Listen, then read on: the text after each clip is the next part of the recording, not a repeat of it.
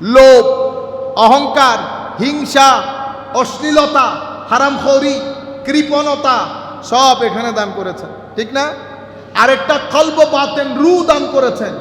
তো আমার ভিতরের মধ্যে গ্রাম দুইটা, এক গ্রাম থেকে বের হতে হবে, আরেক গ্রামে ঢুকতে হবে। নফসের গ্রাম থেকে বের হয়ে কলবের গ্রামে যদি আমি ঢুকতে না পারি, নামাজ রোজা সহ আমাকে জাহান্নামে যেতে হবে। কেন? কারণ কোরআনে পাকের মধ্যে আমার আল্লাহ, হাদিসে পাকের মধ্যে রাসূলুল্লাহ সাল্লাল্লাহু আলাইহি ওয়াসাল্লাম বলেছেন, যার ভিতরে এতটুকু অহংকার আছে সে জাহান্নামে যাবে। বলে নাই? তাইলে নামাজ আছে, আকীদা আছে, কিন্তু অহংকারের কারণে কোথায় যাইতে হচ্ছে? জাহান্নাম। আমার নামাজ আছে, আবার হিংসা আছে। আমার নবী হাদিসে পাকের মধ্যে বলেছেন, আগুন যেমন কাঠ পুড়ে ফেলে, ঠিক সেভাবে হিংসা আপনার আমল পুড়ে ফেলে। তাইলে ইবাদত রিয়াজত করেছেন, হিংসা থেকে কেমনে বাঁচতে হয় সেটা শিখলেন না, তো হিংসা তো আপনার ইবাদতের পাহাড়ে আগুন লাগিয়ে দিয়েছে না? আমার আল্লাহ আপনার ভিতরে যে রু দান করেছেন, যে কল্ব দান করেছেন, সেই কল্বকে আমার আল্লাহ যেভাবে পিওর দান করেছেন, সেই পিওরিটিটাকে ধরে রেখে কলব বাতেনের মধ্যে নূরে ইলাহির বর্ষণ করার জন্য কলব বাতেনকে তৈরি করা, এটাকে এহসান বলে। কি বলে? এহসান বলে। সহজ কথাই বলতে গেলে, একদম সহজ কথায়, এহসান হচ্ছে সেই স্ট্যাটাস আপনার কলব বাতেনে, যে স্ট্যাটাসে গেলে মানুষের অন্তর থেকে অহংকার কমে এসেছে, হিংসা কমে এসেছে, অশ্লীলতা কমে এসেছে। এগুলো সব অন্ধকারের না, আয়নার মধ্যে এগুলা কি হয়ে গেছে? ধুলোবালি পড়ে গেছে, চেহারা নজরে আসে না। যখন আস্তে আস্তে মোছা শুরু করেছেন, তখন চেহারা নজরে আসে। তো নূরের বারিশ যে ওখানে পড়ে, নূরের বারিশ, এই ধুলা মাইলার কারণে নূরটা আয়নার ভিতরে জমতেছে না। যখন এটা সরে যায়, নূর জমে, বন্দার কলব বাতেনের মধ্যে তাকওয়া প্রতিষ্ঠিত হয়। যখন তাকওয়া প্রতিষ্ঠিত হয়, তখন নামাজে দাঁড়ালে সেই তাকওয়া নূর হয়ে অন্ধকার দূর করে দিয়ে বান্দার আল্লাহর মাঝে একটা নূরানি কানেকশন তৈরি করে। আমরা কোরআনে পাকের আয়াত তিলাওয়াত করেছি। আমি আগে আয়াতের প্লেন ব্যাখ্যাটা আপনাদেরকে বলে দিই। ওয়াইজ আখাজনা মিসাকা বনি ইসরাঈল, আল্লাহ রাব্বুল আলামিন ইরশাদ করছেন, হাবিব আপনি স্মরণ করুন সেই সময়ের কথা। তাইলে আমার নবীর প্রতি আল্লাহ ইরশাদ করছেন, স্মরণ করুন সেই সময়ের কথা যখন আমি ওয়াদা নিয়েছি বনি ইসরাইল থেকে। আজকের যে বিষয়ে আমরা আলাপ করব সেটা হচ্ছে ইসলামের জেনারেল যেই আইডিয়া আমাদের সকলের জানা উচিত। তাইলে বনি ইসরাইল, মুসা আলাইহিস সালাম, ইনারা আমার নবীর আগে না? আমার নবী তো এগুলা দেখার কথা না, কিন্তু আমার নবীর প্রতি আল্লাহর কালাম হচ্ছে স্মরণ করুন সেই সময়ের কথা। তাইলে বোঝা যাচ্ছে আদম আলাইহিস সালাম থেকে আমার নবী পর্যন্ত যাহা কিছু ঘটেছে, যাহা কিছু ঘটবে কিয়ামতের আগ পর্যন্ত, সব কিছু আমার আল্লাহ আমার নবীকে জানান দিয়েছেন। আলাম তারা কাইফা ফাআলা রব্বুকা বিআসহাবিল ফিল, হাবিব আপনি কি দেখেননি, আপনি কি জানেন না আমি হস্তি বাহিনীর সাথে কি আচরণ করেছি? এই ঘটনা আমার নবীর জন্মের আগে, যাহাকে আমরা জন্ম মনে করি সেই জন্মের আগের ঘটনা আমার আল্লাহ বলেছেন কিভাবে, আপনি কি দেখেন নাই? অথবা আপনি যদি বেশি স্মার্টলি অনুবাদ করেন, তাহলে আপনি কি জানেন না? আপনি কি জানেন না? তাহলে এখানে আপনারা কি বুঝতেছেন? প্রশ্ন মাথার ভিতরে কি আসে যে আমার নবীর জন্মের আগের ঘটনা আমার নবী তো জানার কথা না। কিছু ঘটনা জন্মের 1 বছর আগে, কিছু ঘটনা জন্মের 1000 বছর আগে, কিছু ঘটনা আমার নবী এখানে আসার 50,000 বছর আগে, আর কিছু ঘটনা আমার নবী জন্মগ্রহণ করার লাখ বছর আগে। তাইলে প্রত্যেক জায়গার মধ্যে আমার নবী সাল্লাল্লাহু আলাইহি ওয়াসাল্লামকে যেমন আলাম তারা কাইফা ফাআলা রব্বুকা বিআদ,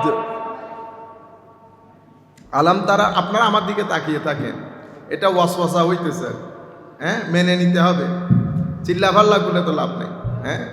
আহলে সুন্নাত ওয়াল জামাত আদব ভদ্রতার নাম, বুঝছেন? হায় হায়, এখন আবার আরেক দিকে চলে যেতে হচ্ছে। আমার আল্লাহ যা বলেছেন তা করা শরীয়ত, সেটাকে ভালো করে পালন করা আখলাক, সেটাকে সুপার করে পালন করা আদব। যেমন আমার এই চাচারা পাঞ্জাবি পরে আসছেন, এই পাঞ্জাবি যদি স্ত্রী ছাড়া হইতো কেমন লাগতো আপনাদের? কোকড়ানো হলে কেমন লাগে? কেমন কেমন লাগে না? চোখে যখন দেখবেন ব্রেইনে এফেক্ট করে। কিন্তু পাঞ্জাবি তো পড়ছে, পাঞ্জাবি পরা শরীয়ত। পাঞ্জাবিরে কোনো রকম বাস টাস নিয়ে করে আসা আখলাক, এটারে আয়রন করে সুন্দর করে করে আসাটা কি আদব। মানে আমল যখন পারফেক্টলি করা হয় তখন সেটাকে কি বলে? আদব বলে। এই জন্য সুফিয়ায়ে কেরাম বলেছেন, যার কাছে আদব নাই তার কাছে শরীয়ত নাই। আপনারা বুঝতে পেরেছেন? আমরা যারা আছি আমাদের আইডেন্টিটি হচ্ছে আদব, আমাদের বৈশিষ্ট্য হচ্ছে আদব। আমরা যেখানে যাব বসা, আমাদের বসাটা দুজানু হয়ে সুন্দর করে বসব। কেন? বুঝতে পেরেছেন? আমরা গরম কথা বলবো না, গালিগালাজ করব না। আমার সাথে এগ্রি করলে আলহামদুলিল্লাহ, এগ্রি না করলে আল্লাহর দরবারে দোয়া করি আপনাকেও হেদায়েত করুক, আমাকেও হেদায়েত করুক। আপনারা অন্যদের মতো হতে যায় না। পৃথিবী চেষ্টা করতেছে আপনাদেরকে খারেজি বানানোর জন্য। সুফিয়ায়ে কেরামের দলকে খারেজি বানানো এটা পৃথিবীর প্রজেক্ট। পৃথিবী বিভিন্নভাবে চেষ্টা করতেছে, সুতরাং আপনারা ওই রাস্তায় পা দেবেন না। আমাদের 100-200 বছর না, গত 1100 বছরে আমাদের ইতিহাস হচ্ছে সুফিয়ায়ে কেরামের বৈশিষ্ট্য আদব। এরা লাঠি হাতে নেবে না। আচ্ছা, তাইলে আলাম তারা কাইফা ফাআলা রাব্বুকা বিআদ, আদ জাতির কথা সেখানেও আমার আল্লাহ বলতেছেন, হাবিব আপনি কি জানেন না, দেখেন নাই আমি আদ গোষ্ঠীর সাথে কি কাজ করেছি? তাহলে এই যে ওয়াইজ আখাজনা মিসাকা বনি ইসরাইল, বনি ইসরাইলের ওয়াদা, এটা আমার নবীকে আল্লাহ স্মরণ করিয়ে দিচ্ছেন। প্রয়োজন ছিল না। কেন স্মরণ করিয়ে দিচ্ছেন? কারণ সকল কিছুর যাহা কিছু আল্লাহ বানিয়েছেন, যাহা কিছু দুনিয়াতে আসবে, সব কিছুর প্রধান আমার নবী সাল্লাল্লাহু আলাইহি ওয়াসাল্লাম। স্রষ্টা হিসেবে আমার আল্লাহ আমার নবীর কাছে সবকিছু তুলে ধরছেন।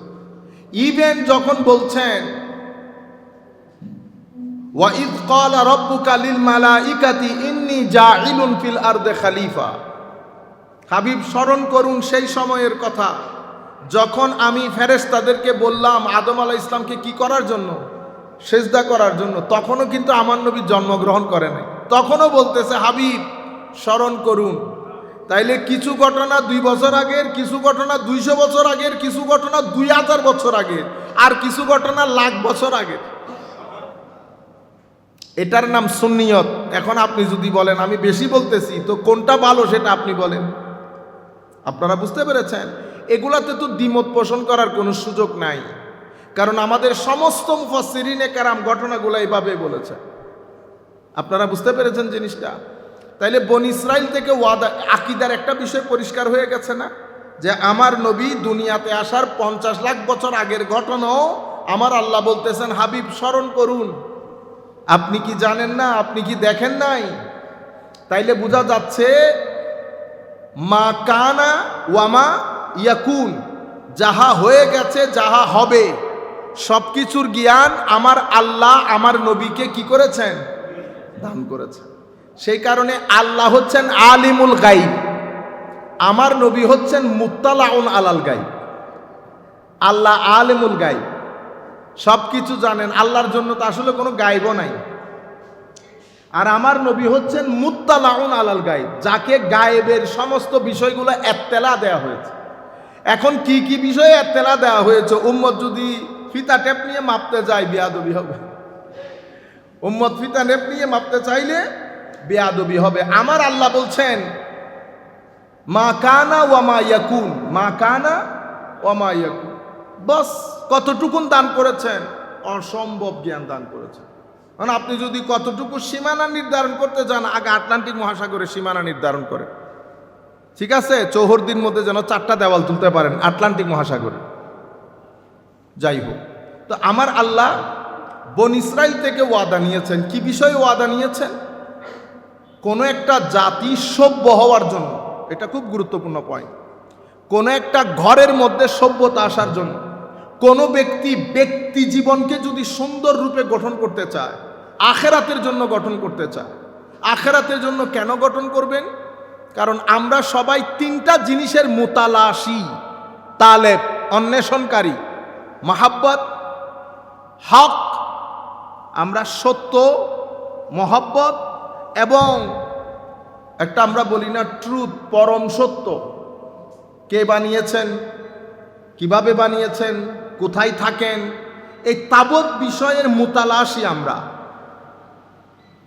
সুতরাং আমরা সবাই একটা জায়গা থেকে ডিপার্ট করেছি। ডিপারচার গেট থাকেন, আপনারা হজে যারা গেছেন, গেট একটার নাম কি? ডিপারচার গেট, ঠিক না? আর একটার নাম হচ্ছে অ্যারাইভাল গেট।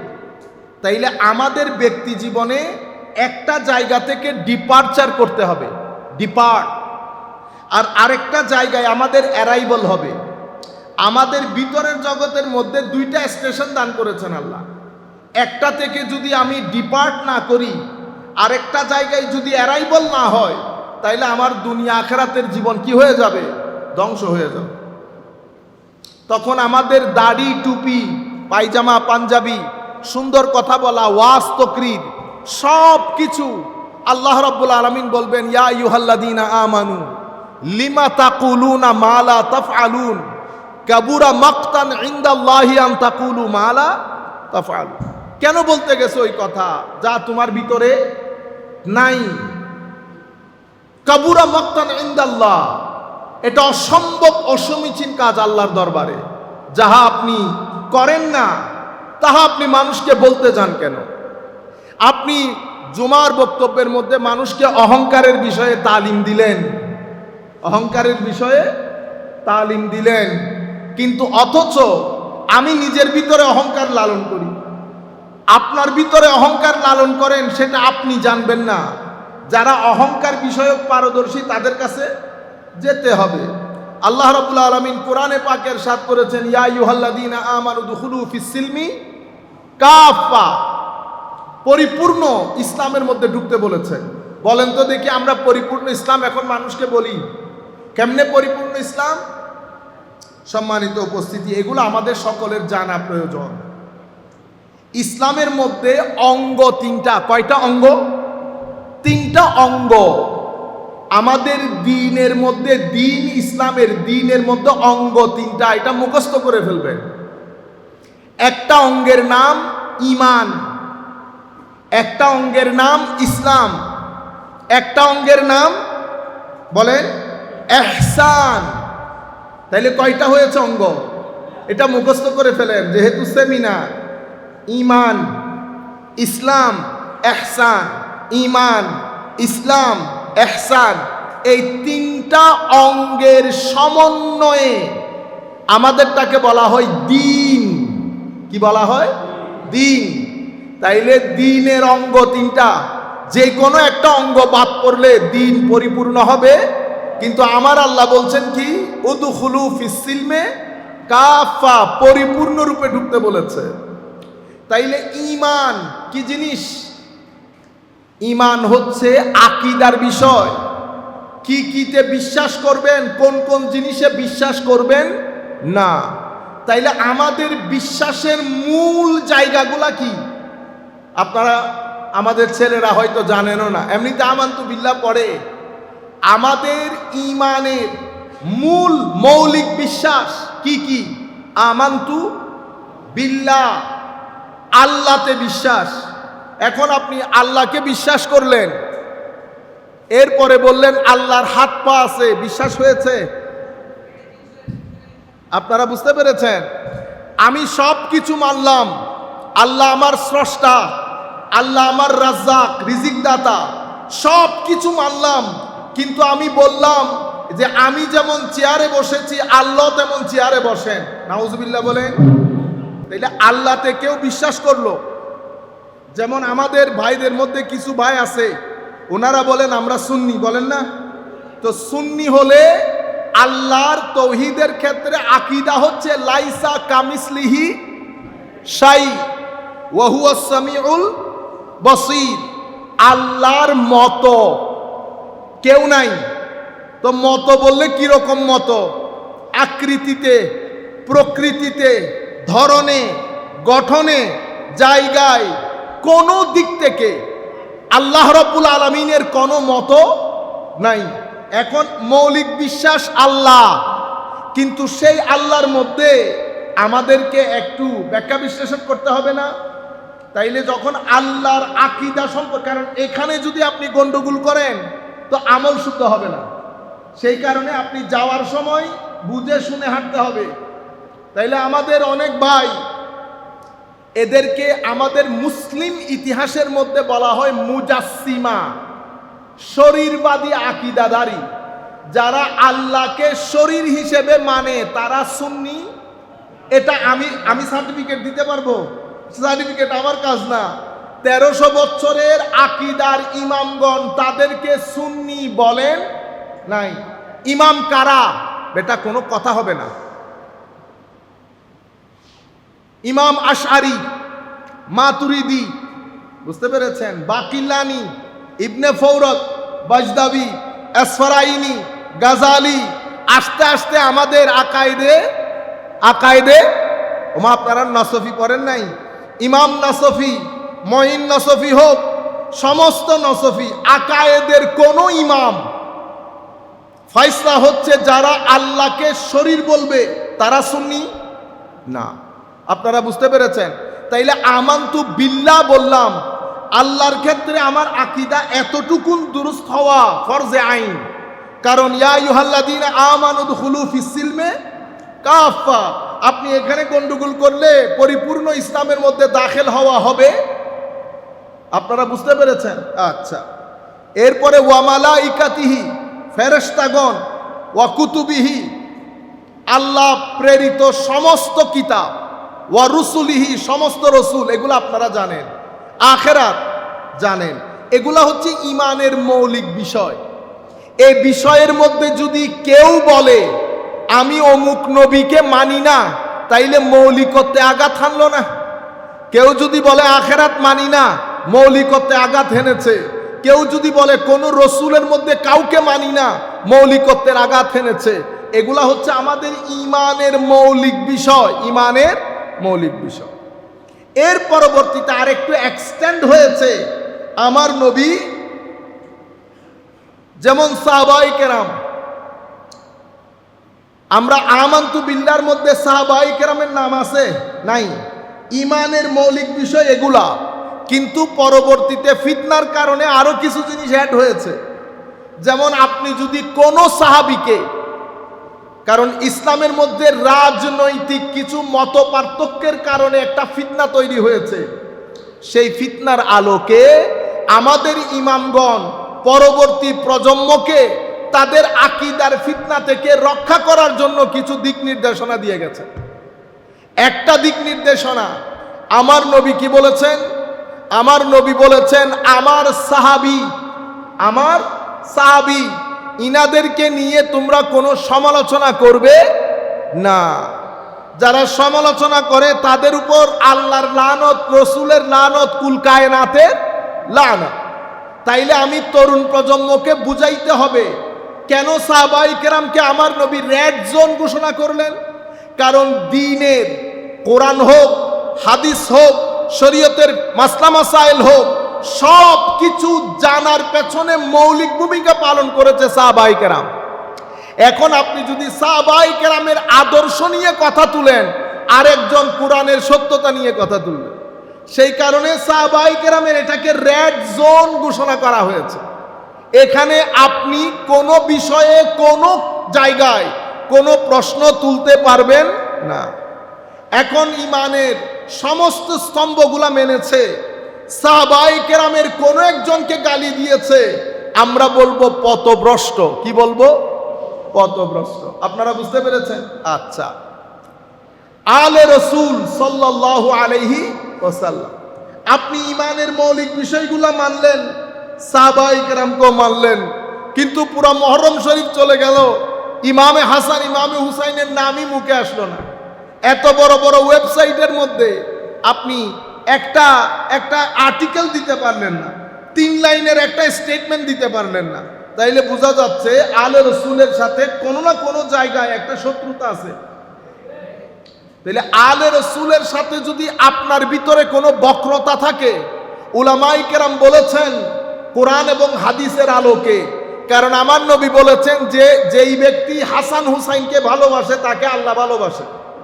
এটার উল্টা করেন এখন, উল্টা তো উল্টা করলে কি হয়, যে ব্যক্তি হাসান হুসাইনকে ঘৃণা করে আমার আল্লাহ তাকে। আর যদি আপনি স্মার্টলি বলতে চান যেই ব্যক্তি হাসান হুসাইনকে ভালোবাসে না আল্লাহ তাকে ভালোবাসেন না।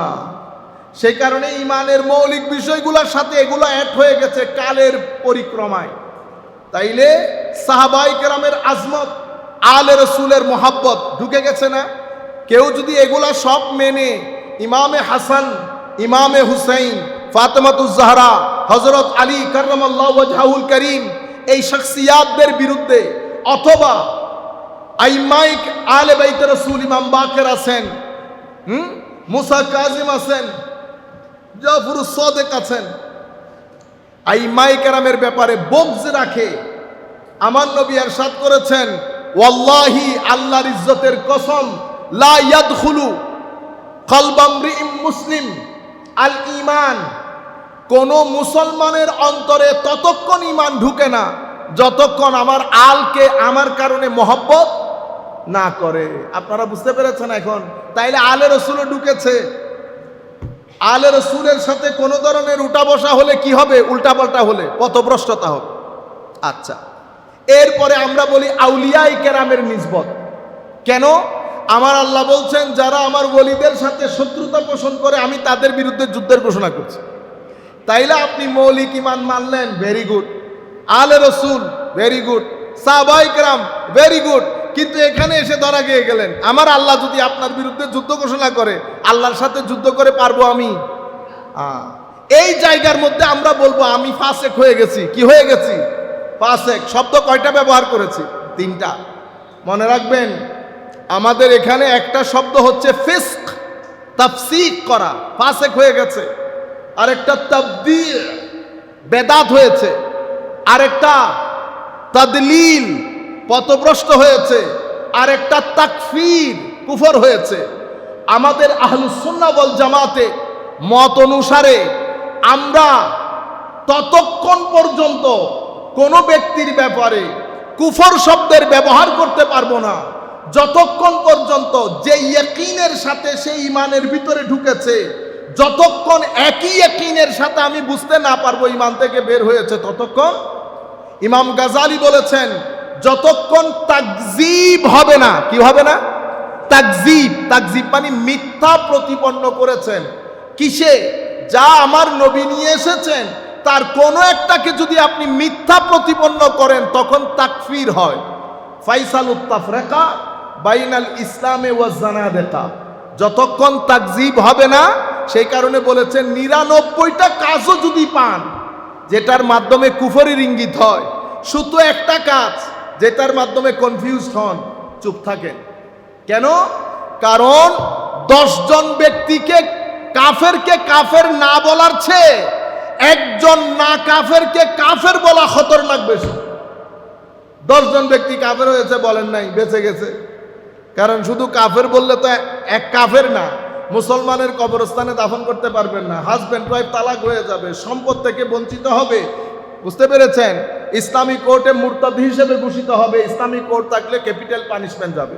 আপনি কুফরের ফতোয়া একটা দিয়ে ঘরে বসে থাকলে হবে না। আপনারা বুঝতে পেরেছেন? এই জায়গার মধ্যে আহলুস সুন্নাহ ওয়াল জামাত পৃথিবীর মধ্যে সব সময় অতি সতর্কতা অবলম্বন করেন তাকফীর শব্দ ব্যবহার করার ক্ষেত্রে। সেই কারণে যেমন মেরাজের মধ্যে কিছু অংশ অস্বীকার করলে কাফের, কিছু অংশ অস্বীকার করলে পথভ্রষ্টতা, কিছু অংশ অস্বীকার করলে ফিস্ক, আর কিছু অংশ অস্বীকার করে বলবো খতা, ভুল হয়েছে, উনি জানেন না। এখন সব কিছুকে যদি আপনি কি করে দেন, কুফরের মধ্যে নিয়ে আসেন, তাইলে এগুলো আপনাদের জানাই উদখুলু ফিস-সিলমে কাফার জন্য জরুরি। কোন বিষয়টা কুফর হবে? যে বিষয়টা কোরআনের আয়াত দ্বারা কি আছে এস্টাবলিশ, সেটা কোনটা? ইসরা। সুবহানাল্লাযী আসরা বিআবদিহি লাইলাম মিনাল মাসজিদিল হারাম ইলাল মাসজিদিল আকসা। এটা কোরআনের, আমরা এটাকে বলে নাসসে সরিহ। নাসসে সরিহ মানে আনঅ্যাম্বিগুয়াস, সন্দেহাতীত পন্থে কোরআনের আয়াতের মাধ্যমে কি প্রতিষ্ঠিত। সেই কারণে কেউ ইসরা অস্বীকার করলে কি হবে? কাফের হবে। আকসা থেকে সিদরাতুল মুনতাহা, এটা অসংখ্য হাদিসের মাধ্যমে প্রমাণিত।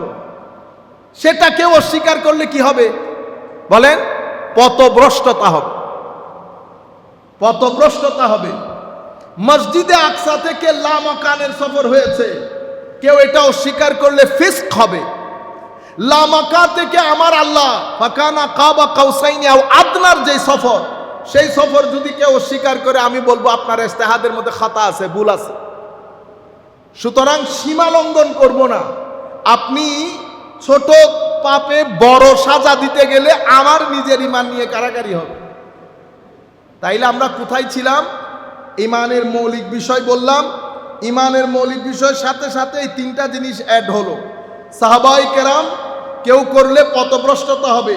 যেই কোনো সাহাবী, আমার নবীর সাথে 2 মিনিটের জন্য যেই ব্যক্তি সাহাবী হয়েছে, 2 মিনিট ঈমান আনয়ন করার 2 মিনিটের মধ্যে মারা গেছে, এই 2 মিনিটের সাহাবী কুল কায়নাতের সমস্ত বলি বুজুর্গের চেয়ে উত্তম। কি কারণে? কারণ আমার নবীকে দেখেছে।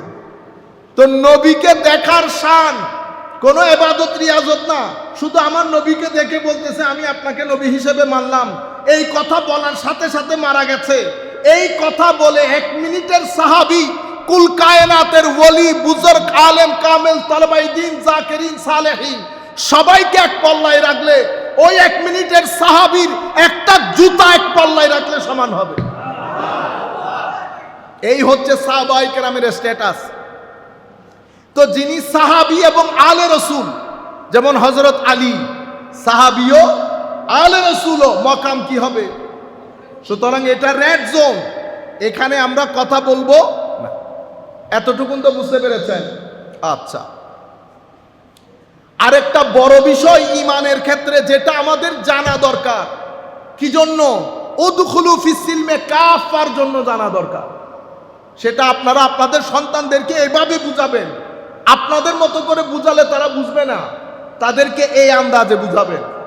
এখন আমার নবী সাল্লাল্লাহু আলাইহি ওয়াসাল্লামের ব্যাপারে গত 100 বছরে এই ফিতনা শুরু হয়েছে আমার নবীর যুগ থেকে, কিন্তু গত 100 বছরে এই ফিতনা মাথা ছাড়া দিয়ে উঠে আসমানে গিয়ে পৌঁছেছে। সেটা কি?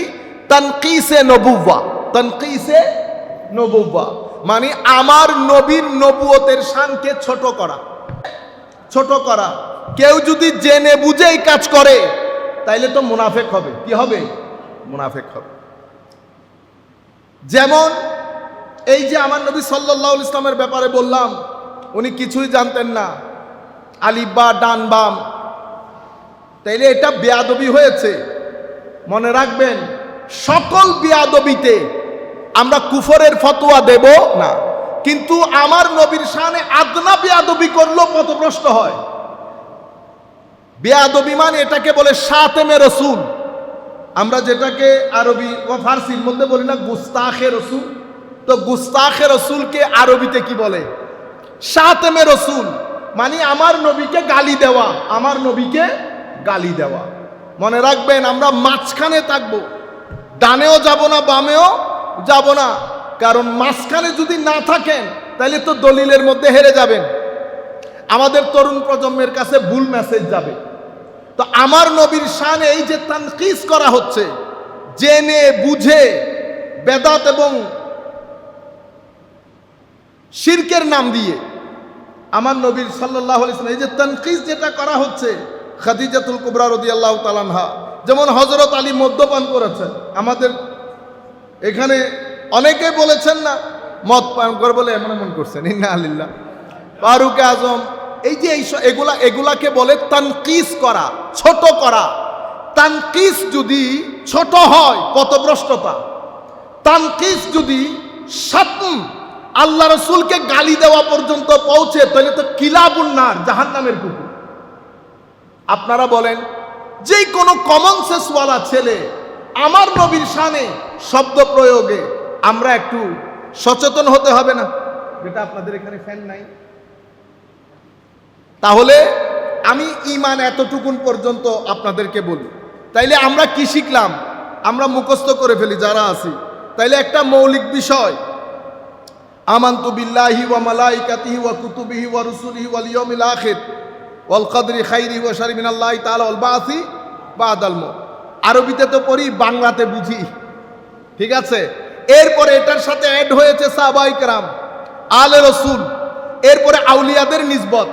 আউলিয়ার নিসবত এটা অস্বীকার করলে কি হয়? ফিস্ক ফুজুর হয়, ফিস্ক ফুজুর হয়। এরপরে আল্লাহর শানে কথা বলতে গেলে শরীরবাদী আকীদা, আল্লাহর হাত পা আছে, এটা বলা যাবে না। আমার নবী সাল্লাল্লাহু আলাইহি ওয়াসাল্লামকে সর্বোচ্চ সম্মান করা, তাইলে এটা ঈমান, এটা ঈমান। এতটুকুন বুঝেছেন তো? এর পরের অংশ ইসলাম। আমরা এখন ডিসকাস করতেছি কি বিষয়ে? দ্বীনের তিনটা অঙ্গ। একটা অঙ্গ ঈমান জেনেছি, আর একটা অঙ্গের নাম কি? ইসলাম। কি কি জিনিস ইসলামের নাম বলেন? ইসলামের মধ্যে আমরা বলি না পিলার অফ ইসলাম? তো ইসলামের পিলার কয়টা, মানে স্তম্ভ কয়টা? কয়টা স্তম্ভের উপর ইসলাম দাঁড়িয়ে? 5টা। কি কি বলতে পারবেন? হ্যাঁ, কালিমা। কালিমা মানে আপনি যে বিশ্বাস করেছেন সেটা আপনি মুখে উচ্চারণ করতে হবে। এখন হিন্দু বাড়ির লোক ভিতরে বিশ্বাস করেছে, বয়ে মুখে উল্লেখ করে নাই, তাকে আমরা কি বলবো? তাকে বলবো অন্তরের দিক থেকে, মানে আল্লাহর কাছে মুসলমান, মানুষের কাছে কাফের। কেন? কারণ অন্তরে বিশ্বাস করেছে, আমার আল্লাহ অন্তরের খবর রাখেন, মুখে এলান করে নাই। তাইলে ইসলামের প্রথম স্তম্ভ হচ্ছে যাহা বিশ্বাস করেছেন তাহা এলান করেন। এলান আমরা কিভাবে করি? আশহাদু, আমি সাক্ষী দিচ্ছি আল্লাহ বাদে কেউ নাই, মুহাম্মদুর রাসূলুল্লাহ সাল্লাল্লাহু আলাইহি ওয়াসাল্লাম আল্লাহর নবী ও রাসূল, এটা আমার সাক্ষী। অ্যানাউন্স করেছি, মানুষ জানতে পেরেছে। কেন? আপনি সাক্ষী না দিলে মানুষ জানবে কেমনে আপনি ভিতরে কি বিশ্বাস করেছেন? অসংখ্য হিন্দু ভাই আছে, হিন্দু বাড়িতে থাকে, কিন্তু তারা মুসলমান, পরিবারের ভয়ে বলতে পারে না। শরীয়তের মধ্যে, ইলমুল আকায়েদের মধ্যে তাদেরকে বলা হয় তারা মুসলিম ইনদাল্লাহ, কাফের ইনদান নাস। আরেক ব্যক্তি আপনাদের সাথে নামাজ পড়ে, রোজা রাখে, টাকা পয়সা নেওয়ার জন্য বিভিন্ন ধান্দায়, কিন্তু সে মৌলিকভাবে মুসলমান না। তো সেই ব্যক্তির ব্যাপারে আকায়েদের ইমামদের ফয়সালা হচ্ছে ওয়াহুয়া কাফিরুন ইনদাল্লাহ মুমিনুন ইনদান নাস, মানুষের কাছে মুসলমান, আল্লাহর দরবারে কাফের, আল্লাহর দরবারে কাফের। তাহলে আমরা ইসলামের প্রথম স্তম্ভ সাক্ষী দিতে হয়। এরপরে আরো 4টা জিনিস আছে, নামাজ, রোজা, হজ, যাকাত। এখানে একটা গুরুত্বপূর্ণ মেসেজ দিই, যাকাত সবাই দিতে পারে না, যার টাকা আছে সে দিবে। বুঝতে পেরেছেন? তাইলে আপনি টাকা ছাড়া যাকাত দিতে না পারা, আপনার থেকে একটা পিলার সরে গেছে না? কিন্তু বিশ্বাস করতে হবে, বিশ্বাস করতে হবে এটা যে পিলার। তাইলে আপনি দিনকে 5টা পিলারের উপর দাঁড় করিয়েছেন, এটা খুব গুরুত্বপূর্ণ মেসেজ। তাইলে আপনি যাকাত দিতে পারবেন না, একটা পিলার কাজ করে না আপনার ক্ষেত্রে। হজ, টাকা ছাড়া যেতে পারছেন, শরীর অসুস্থ হলে যেতে পারছেন না, তাইলে আরো একটা পিলার, বুঝতে পেরেছেন, কাজ করছে না। রোজা, অতিরিক্ত ডায়াবেটিস রাখতে পারতেছেন না, আরো একটা পিলার কাজ করতেছে না।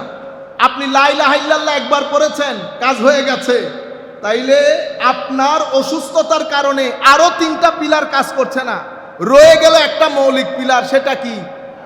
নামাজ।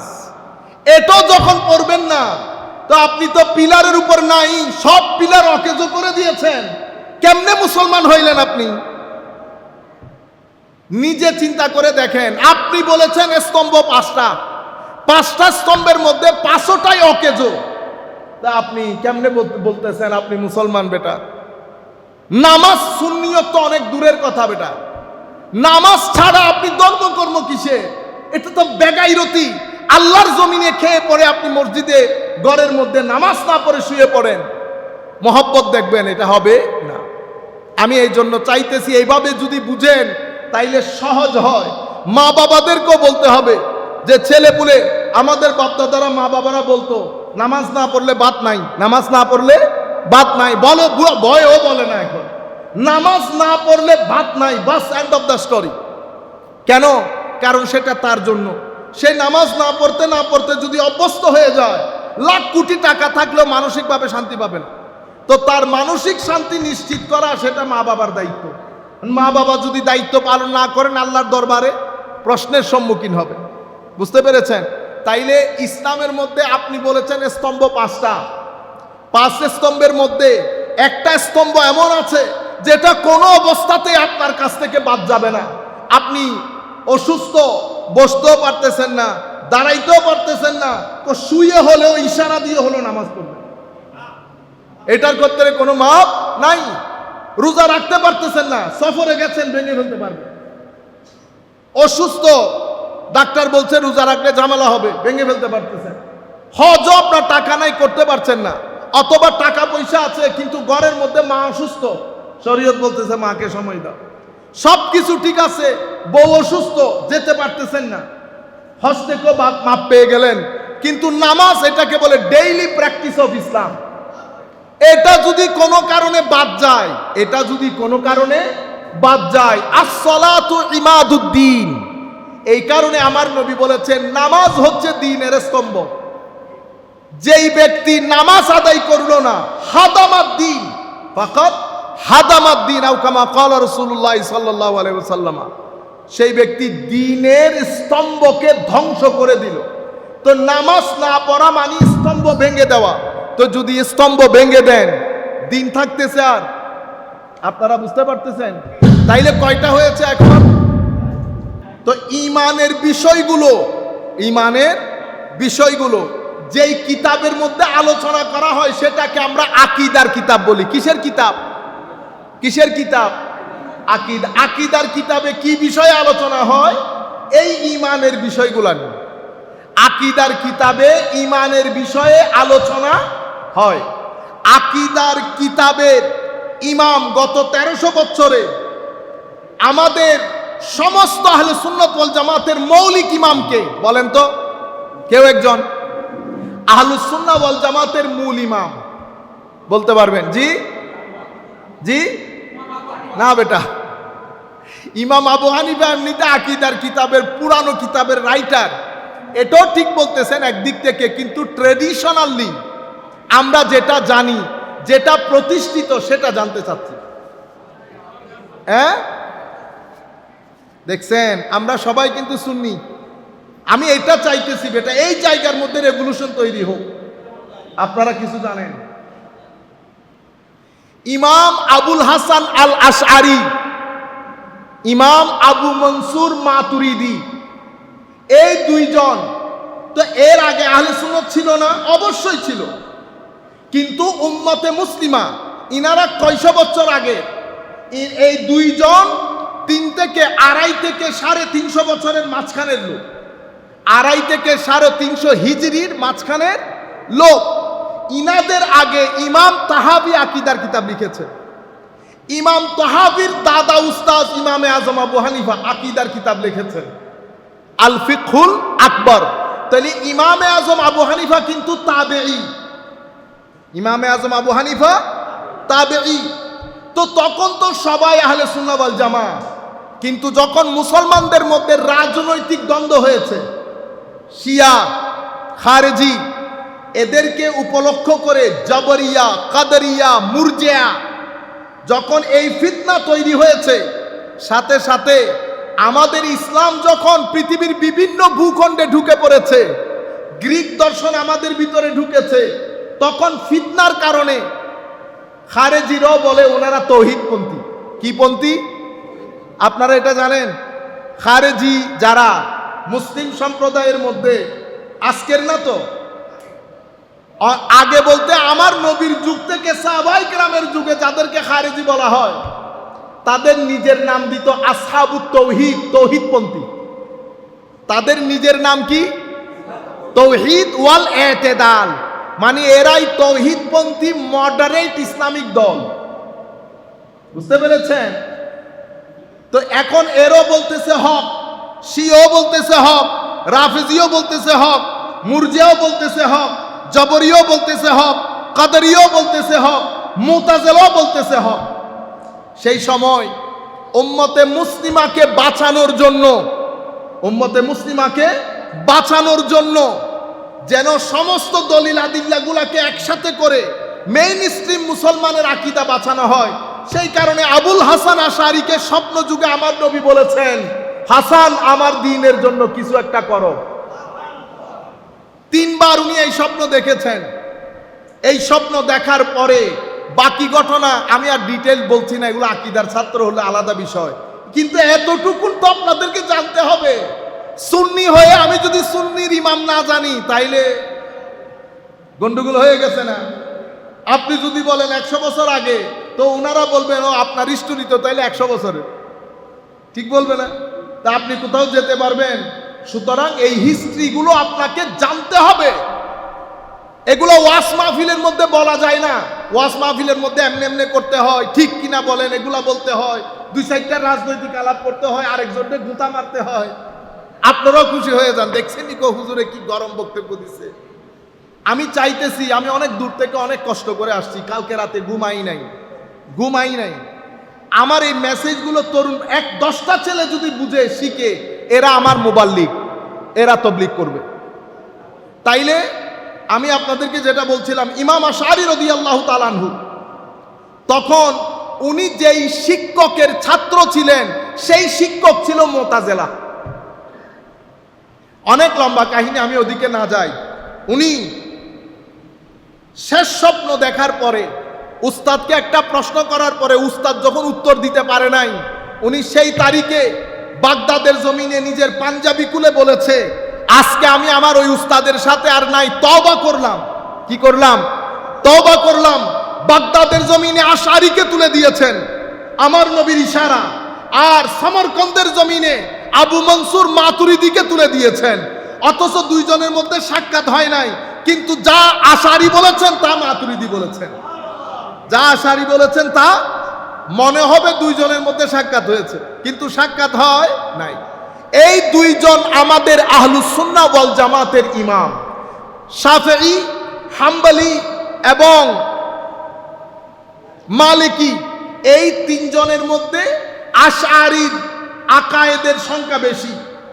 আর আমরা যারা হানাফি মাযহাব অনুসরণ করি, আকীদার ক্ষেত্রে আমরা ইমাম মাতুরিদিকে ইমাম মনে করি, কিন্তু ইমাম আশআরীও আমাদের ইমাম। তো এই মুহাদ্দিসদের জগতের মধ্যে যেমন হিস্ট্রি আছে, ফিকহের মধ্যে যেমন হিস্ট্রি আছে, আকীদার মধ্যেও সেরকম হিস্ট্রি আছে। আকীদার শত শত কিতাব রচিত হয়েছে। কেন রচিত হলো? এই যে আপনি আয়েশা বলতেছেন আল্লাহর হাত আছে, আপনি বুঝতে পেরেছেন? আমাদের ইমামগণ এসে বলেছেন যেটা আমার নবী সাহাবায়ে কেরামকে শিখিয়েছেন, সাহাবায়ে কেরাম তাবেঈনকে শিখিয়েছেন, সেই আকীদা আমাদের কাছে এসেছে, নাম হয়েছে আহলুস সুন্নাহ। মানে এখানে আমার নবীর সুন্নতের তালিম ওয়াল জামাতে সাহাবীর তালিম যেই জায়গায় পাবেন সেটার নাম আহলুস সুন্নতে ওয়াল। তাইলে সুন্নত মানে কি? আমার নবীর ট্রেডিশন, আমার নবীর মানহাজ, আমার নবীর নিয়ম নীতি। ওয়াল জামা মানে কি? জামাতে সাহাবী। কারণ এটা একমাত্র দল যেটা আল্লাহর নবীর সকল সাহাবীকে সত্যের মাপকাঠি মানে। মুতাজিলার কাছে গেলে ওরা কিছু সাহাবীকে গালি দেয়, শিয়াদের কাছে গেলে কিছু সাহাবীকে গালি দেয়, খারিজিদের সাথে গেলে কিছু সাহাবীকে কি করে? বাদ দেয়। আলে রাসূল হযরত আলীকে বাদ দেওয়া, সাহাবীকে বাদ দেওয়া না।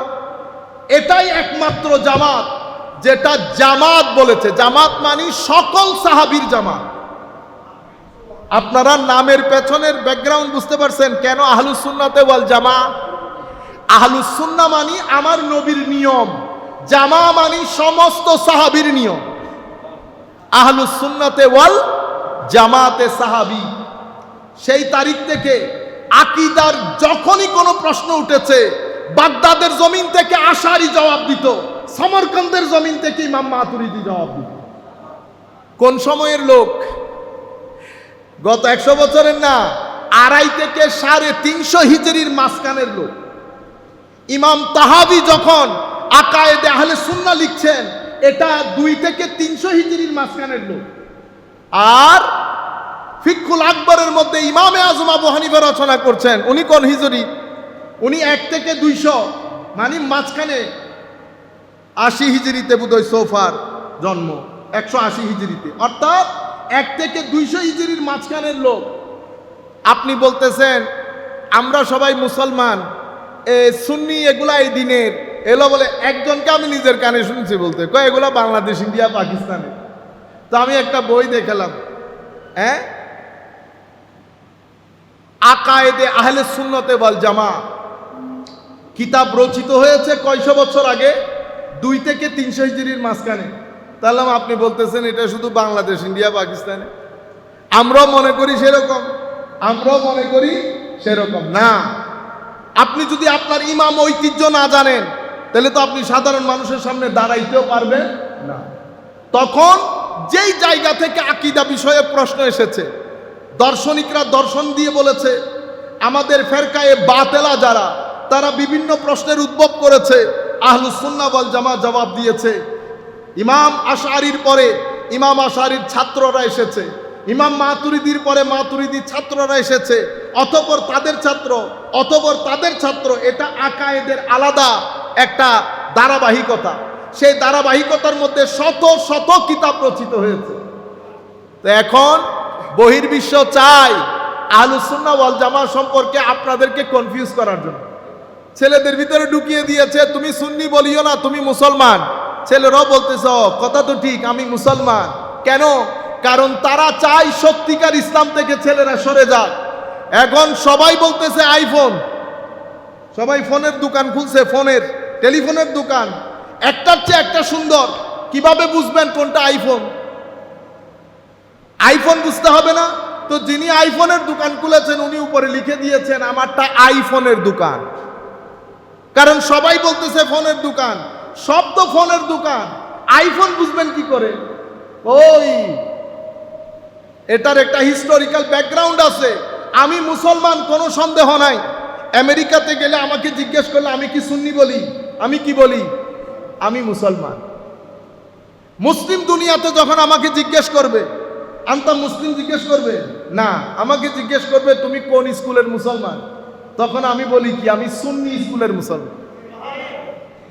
বুঝতে পেরেছেন? আচ্ছা, তো সুন্নি স্কুল হলে আপনার মাযহাব কি? দেখছেন ধারাবাহিকতা আছে না? তো আমি বলি আমারটা হানাফি। তরিকত পালন করেন? জি করি। তরিকতের স্কুল কোনটা? কাদেরি। সেটা আমেরিকাতে জিজ্ঞেস করে নাই। আপনি যখন আমেরিকাতে যাবেন, আপনাকে যদি জিজ্ঞেস করে আপনার দেশের বাড়ি কই, ওয়ার আর ইউ ফ্রম, কোন দেশ থেকে, আপনি বলবেন আমি কিশোরগঞ্জ থেকে। সে চিনবে কিশোরগঞ্জ, তখন বলবেন বাংলাদেশ। তখন কি বলবেন? বাংলাদেশ। ঢাকাতে যদি জিজ্ঞেস করে ওয়ার আর ইউ ফ্রম, আপনি কোন জায়গা থেকে, আপনি বলবেন আমি বাংলাদেশ থেকে স্যার। ওরে বেটা, বাংলাদেশে তো আসো, বাংলাদেশের কোন জায়গা থেকে? তো কি বলবেন? কিশোরগঞ্জের।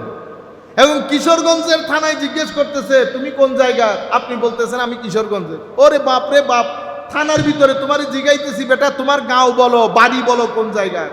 তো এই আস্তে আস্তে আস্তে আস্তে নিচের দিকে আসতেছে না? সেরকম আমি তো জানি আমরা মুসলমান। কোন মুসলমান আপনি? সুন্নি মুসলমান। এখন এটা আজকের উত্তর না, গত 1300 বছরের উত্তর। আপনি 1300 বছরের উত্তরে আজকে কোন স্মার্ট মুসলমান আসলেন? আপনারা বুঝতে পেরেছেন? আপনি আজকে এসে যদি বলেন হুজুর আমি কিশোরগঞ্জ মানি না, কুমিল্লা মানি না, আমরা বাংলাদেশি, হইবনি? যদি এটা হয় এখানেও এটা হবে। যদি আপনি বলেন শুধু মুসলমান, কোনো অসুবিধা নাই, আপনি শুধু বাংলাদেশি বলেন, কিশোরগঞ্জ লিখতে পারবেন না। আপনারা বুঝতেছেন বেটা? এই মানে মৌলিক ষড়যন্ত্র করে উম্মতে মুসলিমাকে পাগল করে দিচ্ছে। তাইলে আকীদার বিষয়টা বুঝছেন, আশআরী এবং মাতুরিদি। আমাদের ইমাম আবু মনসুর মাতুরিদি, ওই আবু মনসুর মাতুরিদি থেকে আজকের দিন পর্যন্ত আমরা যে আকায়েদের নাসফি পড়ি, এটা ইমাম মাতুরিদির চতুর্থ পুরুষ, ইমাম মাতুরিদির চতুর্থ পুরুষ। এরপর ইমাম আশআরীর এখানে ইবনে ফৌরক, ইসফারাইনি, বাকিল্লানি, বাহেলি, গাজালি, আস্তে আস্তে ওনাদের একটা ধারা আছে, দুইটাই মিলে আহলুস সুন্নাতে ওয়াল। তাইলে আমি এখন যদি জিজ্ঞেস করি আহলুস সুন্নাহ ওয়াল জামাত কেন বলা হয়, বলা হয় কারণ ওই 2 থেকে 300 হিজরির মাঝখানে যখন বিভিন্ন ফেরকায়ে বাতেলার উদ্রেক হয়েছে, কেন হয়েছে? রাজনৈতিক কারণে। কি কারণে? রাজনৈতিক কারণে। রাজনীতির চেয়ারকে এস্টাবলিশ করার জন্য ধর্মের ব্যবহার হয়েছে। সেই কারণে কেউ খারেজি হয়েছে, কেউ শিয়া হয়েছে, কেউ জাবরিয়া, কেউ কাদেরিয়া। তো সেই জায়গার মধ্যে উম্মতে মুসলিমাকে আমার নবীর রেখে যাওয়া দিন, সাহাবায়ে কেরামের দিন শিখানোর জন্য আমাদের 2 জন ইমাম দাঁড়িয়েছেন। এর পূর্বে কিতাব রচিত হয়েছে আহলে সুন্নাত ওয়াল জামাতের। ইমামে আজম লিখেছেন, ইমাম তাহাবি লিখেছেন, ইনারা আরো আগে। কিন্তু ট্রেডিশনালি, অফিশিয়ালি আহলে সুন্নাত ওয়াল জামাতের যেই 2 জনকে প্রধান ইমাম ধরা হয়, তাদের নাম আবু মনসুর মাতুরিদি আর ইমাম আবুল হাসান আশআরী। তো যারা আশআরী তারা আশআরী বলেন, যারা মাতুরিদি তারা মাতুরিদি বলেন। আপনারা এখন বুঝতে পেরেছেন? যিনি পরবর্তীতে, যেমন ইমাম গাজালি রহমতুল্লাহ আলাইহি, উনি বলতে পারবেন আমি মাতুরিদি আশআরী মানি না। আপনি এই 2 জনকে সামনে রেখে কথা বলতে হবে, কারণ উম্মত এই 2 জনকে ইমাম, আকীদার ইমাম হিসেবে মেনে নিয়েছে। এতটুকু তো পরিষ্কার। সময় খুব সংক্ষিপ্ত। এর পরবর্তীতে ইসলাম, এখন ইসলাম যখন কিতাব আকারে রচিত হয়েছে, সেটাকে আমরা হাদিস বলি এবং ফিকহ শাস্ত্র বলি। কি বলি? হাদিস এবং ফিকহ শাস্ত্র। আমার নবী বলেছেন, সাহাবায়ে কেরাম লিখেছেন। তো সাহাবায়ে কেরাম তো গাছে, বাঁশে, বিভিন্ন জায়গায় লিখে রেখেছেন। পরবর্তীতে আমাদের ইমামরা সেটাকে কাগজে লিখেছে। সেই কাগজ থেকে ব্যাখ্যা বিশ্লেষণ হয়েছে, সেগুলাকে আমরা ইলমুল হাদিস বলি। এখানে ইলমুল হাদিস হয়েছে, উলুমুল হাদিস হয়েছে, হাদিসকে বোঝার জন্য। এখন আপনি বলতে পারবেন, যখন দেখে এখানে আল্লাহ রাসূলের শান বর্ণিত হয়েছে, হাদিসটা দঈফ। হাদিসটা কি? দঈফ। আরেকটা হচ্ছে ফিকাহ ফতোয়া। ফিকাহ ফতোয়ার প্রধান ইমাম, ইতোপূর্বে আরো ইমাম আছে, শুধু এই 4 জন ইমাম না, আরো অসংখ্য ইমাম ছিলেন। অফিশিয়ালি পরবর্তী যুগে আসা সমস্ত বলি বুজুর্গ এই 4 জনকে ফিকার ইমাম হিসেবে মেনে নিয়েছে। কোন 4 জন বলেন? ইমামে আজম আবু হানিফা দ্বিতীয় জন না বেটা, বয়সের সিনিয়রিটির মাধ্যমে বলেন। ইমাম আজম আবু হানিফা, ইমাম মালিক রাদিয়াল্লাহু তাআলা আনহু, ইমাম শাফিঈ রাদিয়াল্লাহু তাআলা, ইমাম আহমদ ইবনে হাম্বল। ইমাম শাফিঈ ইমাম আজমের নাতি ছাত্র। কি ছাত্র? নাতি ছাত্র। ইমাম আহমদ ইবনে হাম্বল ইমামে আজমের পতি ছাত্র। তাইলে ইমামে আজমের ছাত্রের কাছে পড়ে ইমাম হয়েছেন ইমাম শাফিঈ। ইমাম আজমের নাতি ছাত্রের কাছে পড়ে ইমাম হয়েছেন ইমাম আহমদ ইবনে হাম্বল।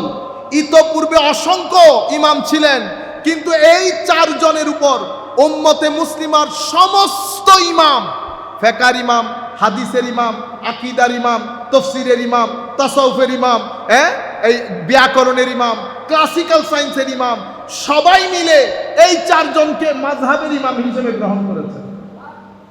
কোন সনে? 200 বছর আগে, 300 বছর আগে না। ইমামে আজম তাবেঈ। ইমামে আজম কি? তাবেঈ। তাইলে ইমামে আজম তাবেঈ হলে ইমাম আবু ইউসুফ, ইমাম মোহাম্মদ, ইনারা তাবেউত তাবেঈ। তাবেউত 3য় জেনারেশন। ইমাম শাফিঈ 4র্থ জেনারেশন।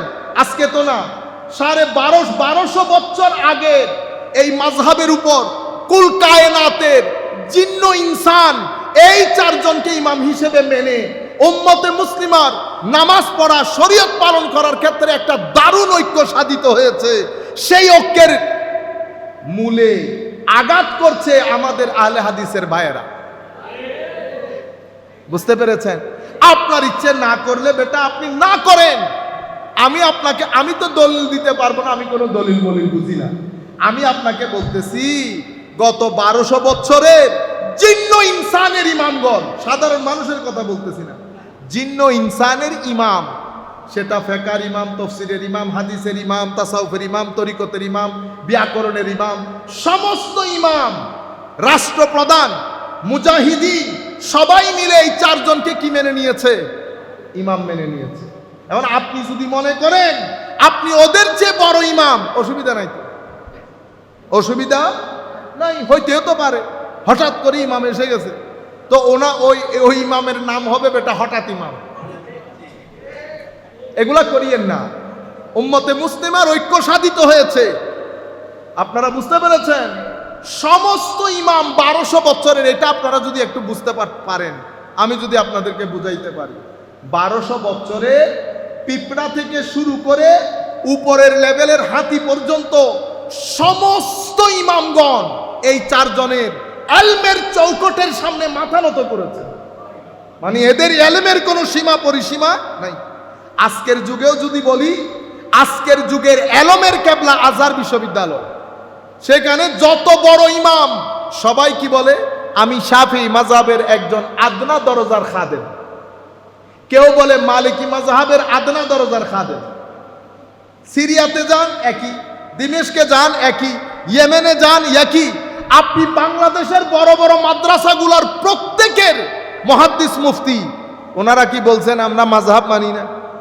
তাইলে বেটা আপনারা মাইনরিটি, আপনাদের কাছে টাকা আসে, কেউ একজন আপনাদেরকে টাকা দেয়, আপনারা সেই টাকা বন্টন করেন, আখের আঞ্জাম ভালো হবে না।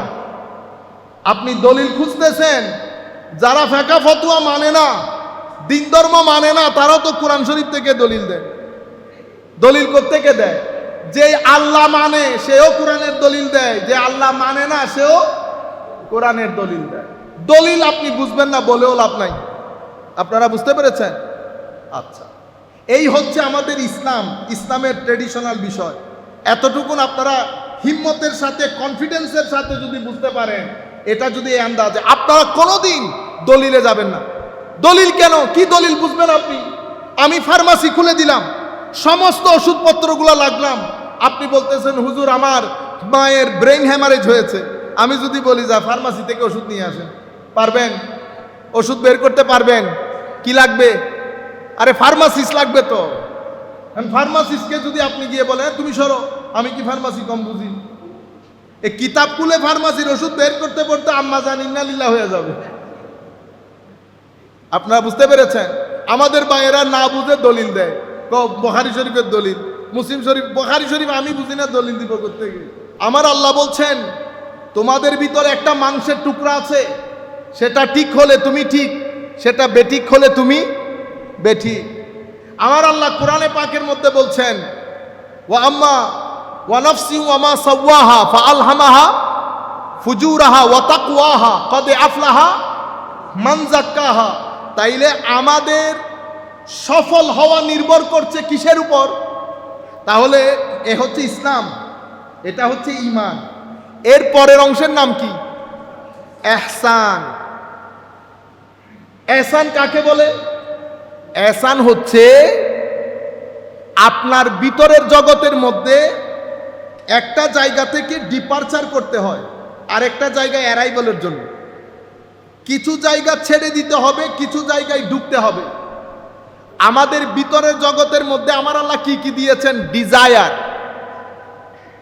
শাহাওয়াতে নাফসানিয়া, লাস্ট, লোভ, অহংকার, হিংসা, অশ্লীলতা, হারামখোরি, কৃপণতা সব এখানে দান করেছেন, ঠিক না? আরেকটা কলব বাতেন, রু দান করেছেন। তো আমার ভিতরের মধ্যে গ্রাম দুইটা, এক গ্রাম থেকে বের হতে হবে, আরেক গ্রামে ঢুকতে হবে। নফসের গ্রাম থেকে বের হয়ে কলবের গ্রামে যদি আমি ঢুকতে না পারি, নামাজ রোজা সহ আমাকে জাহান্নামে যেতে হবে। কেন? কারণ কোরআনে পাকের মধ্যে আমার আল্লাহ, হাদিসে পাকের মধ্যে রাসূলুল্লাহ সাল্লাল্লাহু আলাইহি ওয়াসাল্লাম বলেছেন যার ভিতরে এতটুকু অহংকার আছে সে জাহান্নামে যাবে, বলে নাই? তাইলে নামাজ আছে, আকীদা আছে, কিন্তু অহংকারের কারণে কোথায় যাইতে হচ্ছে?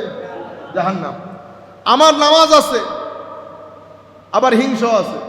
আমার নবী হাদিসে পাকের মধ্যে বলেছেন, আগুন যেমন কাঠ পুড়ে ফেলে, ঠিক সেভাবে হিংসা আপনার আমল পুড়ে ফেলে। তাইলে ইবাদত রিয়াজত করেছেন, হিংসা থেকে কেমনে বাঁচতে হয় সেটা শিখলেন না, তো হিংসা তো আপনার ইবাদতের পাহাড়ে আগুন লাগিয়ে দিয়েছে না। হায় হায় হায়। ইমাম জালালউদ্দিন রুমি রাদিয়াল্লাহু তাআলা উনি কি বলেছেন? আমার চাচা দান এনে, দান শুকিয়ে সুন্দর করে বস্তার মধ্যে ঢুকিয়েছে। ঢুকিয়ে আমার চাচা বিয়ার বাড়িতে চলে গেছে। ইন্দুর আইসা বস্তার ভিতরে ঢুকছে, ঢুকে এই 10 কেজি দানকে কত কেজি করছে? 2 কেজি। দেখতে সব দান, হাত যখন ঢুকাইছে দেখে কি? সুবা। তাইলে আমার এখানে কোরআনের, নামাজের, হজের, জাকাতের দানগুলা রেখেছি, এদিক থেকে অহংকারের চুয়া একটা আমার এই দানি জমিনের ভিতরে ঢুকছে।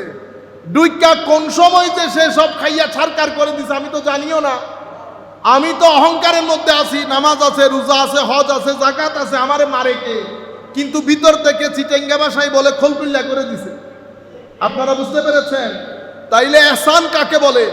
এহসান হচ্ছে আমার আল্লাহ আপনার ভিতরে যে রূহ দান করেছেন, যে কল্ব দান করেছেন, সেই কল্বকে আমার আল্লাহ যেভাবে পিওর দান করেছেন, সেই পিওরিটিটাকে ধরে রেখে কল্ব বাতেনের মধ্যে নূরে ইলাহির বর্ষণ করার জন্য কল্ব বাতেনকে তৈরি করা, এটাকে এহসান বলে। কি বলে? এহসান বলে। সহজ কথাই বলতে গেলে, একদম সহজ কথায়, এহসান হচ্ছে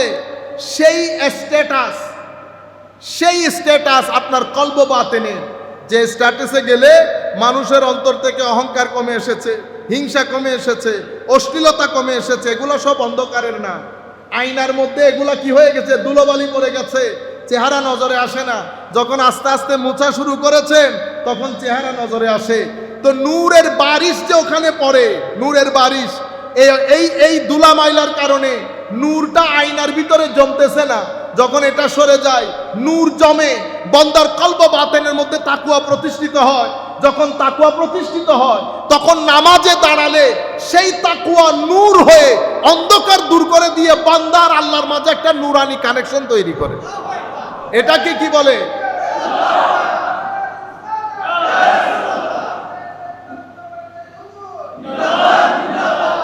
এখন আপনারা বুঝতে পেরেছেন? তাইলে দিনের মধ্যে অঙ্গ কয়টা? 3টা। ঈমান, ইসলাম, ইহসান। ঈমানের মধ্যেও 1200 বছরের একটা হিস্টোরি আছে, ইমামগণ কিতাব লিখেছেন। ইসলামের মধ্যেও কিতাব লিখেছেন, তো ইহসানের মধ্যে নাই। হায় হায় হায়। আসেন, ইহসানের ইমাম।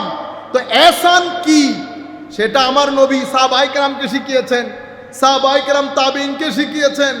অতঃপর যখন প্রয়োজন এসেছে, কিতাব যখন আকীদার ইমামগণ আকীদার কিতাব লেখা শুরু করেছেন, শরীয়তের ইমামগণ শরীয়তের কিতাব লেখা শুরু করেছেন, তখন এই ইহসানের ইমামগণ ইহসানের উপর কিতাব লেখা শুরু করেছেন।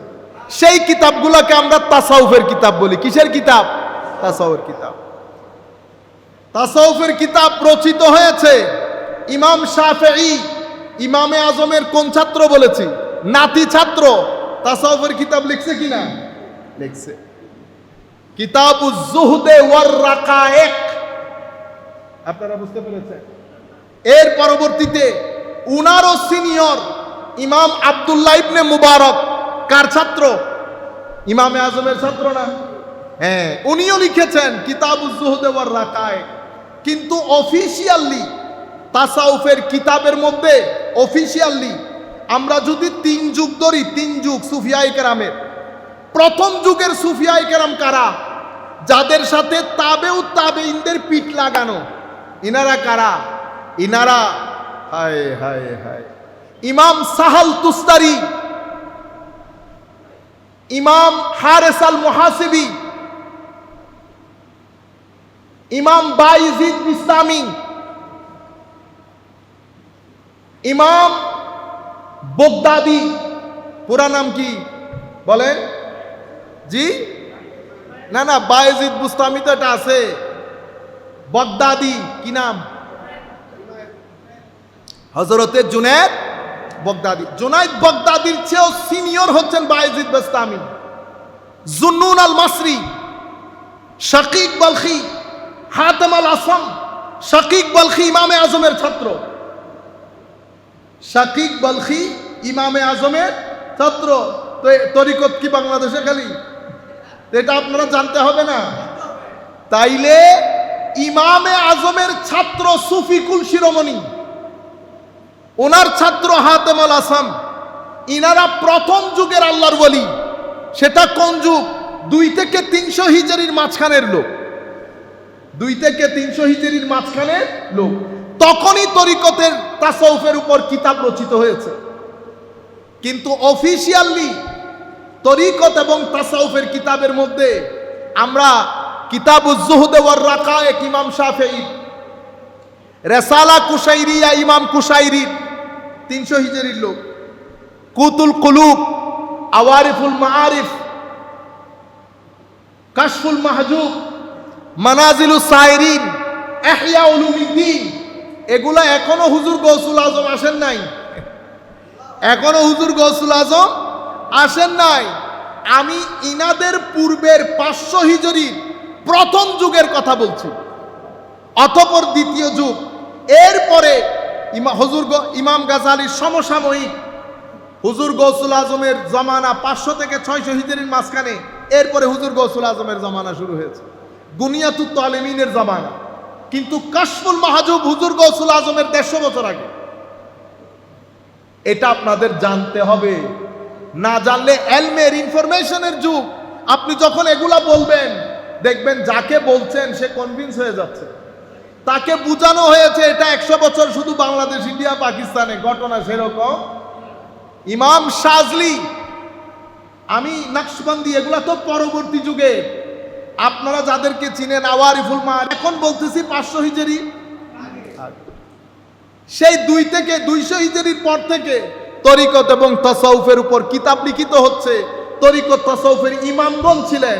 সাইয়্যিদুত তায়েফা বলা হয় ইমাম জুনাইদ আল বাগদাদিকে। জুনাইদ বাগদাদির চেয়ে অনেক সিনিয়র হযরত বায়েজিদ বুস্তামি। আপনারা বুঝতে পেরেছেন? সাহাল তুস্তারিরা অনেক সিনিয়র রাদিয়াল্লাহু তাআলা আনহুম আজমাইন।